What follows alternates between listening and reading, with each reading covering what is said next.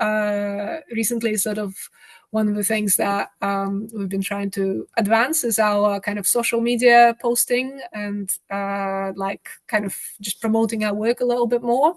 And in that kind of area, like, you know, like the Kanban board has like kind of worked really well for like kind of our whole team sort of working together. If you want, I can show you, you know, like kind of like how, because how we're I working. think that's a really like it's a really important point that you've just made as well, which I just want to sort of pick up on in that like your current role now, that there is you know, processes and systems in place that work really well. And Mm. it's like going, okay, yeah, that's all working fine.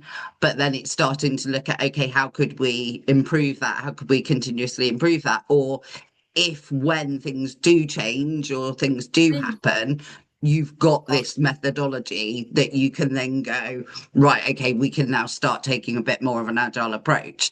So you can use it as and when it's needed. And I love agile in marketing and social media. So yeah, I'd love to see your see what you're up to there, because I think that'll be really good for people as well to see it practically. Because I think, Mm. you know, we can talk about this loads and it Mm. sort of all sounds great, but then actually showing people, a bit like you were saying with your team and leadership, is actually getting that writing on the wall and showing people is really helpful. So yeah, go for it. That'd be Of course, brilliant. yeah. Yeah, let me just see if I can share my screen and jump I think to. this is quite a nice way where if you're kind of thinking like Mm. what works and how could I use this Yeah, our exactly. medium.